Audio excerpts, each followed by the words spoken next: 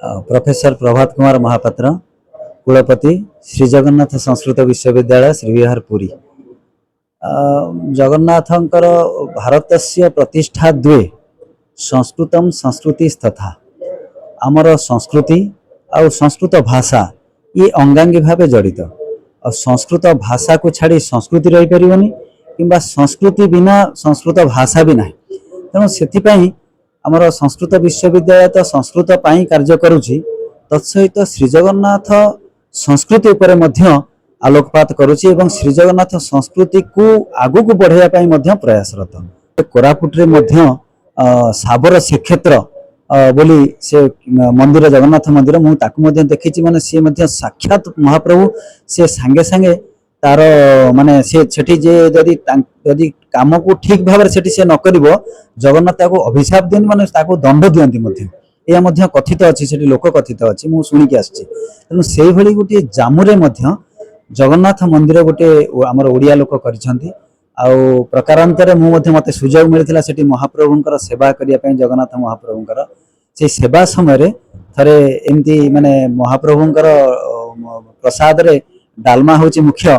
मु डालमा करिया पय मु बाजार को जाइछि, एमती आसिला बेले मोर भूली जाइछि बहुत घर आनिया पय, किंतु सेमती मु आसिकी देखिया परे मते जने से पिला कहला जे आज्ञा जने से कखारु रखि दी जाइछन, तांकर से कखारु गछरे प्रथम फल फळिथिला तेणु से रखि दी जाइछन। देखंतु प्रभु केमती मनर कथा जानि पारंती जे मो भक्त भूली गला, किंतु से आनिकी ता जोगै देले तांकर जहा दरकार तांकर प्रसाद पय।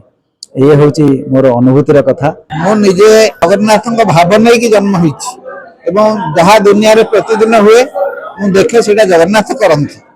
मनीष नथिले भी जगन्नाथ पृथ्वी चलांती से जगतर नाथ।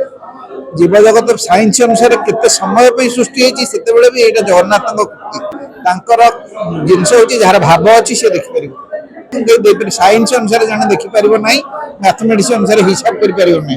बाहर कलिंग बोली गोटे राज्य को लोक बहुत भल पाती।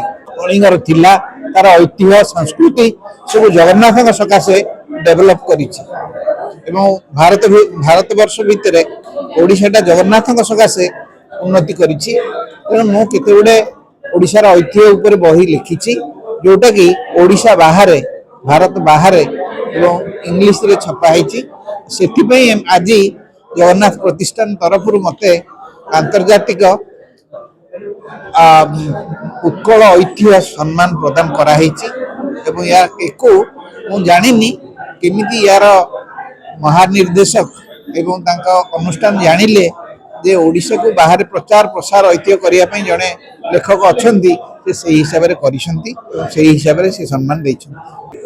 देश रे बहुत लोक अछंती सेमानकर मतिगति ठीक नाही एवं सेमाने विभिन्न अराजकता सृष्टि करंती एवं एगुड़ा पृथ्वी एई रकम चली आसीछि एवं मनुष्य जेतेबेले जगन्नाथ को भक्ति करिवो भक्त हबो ए सब जिंस दूर होई पारिबो। भक्ति बळ श्री गुरुभ्यो नमः।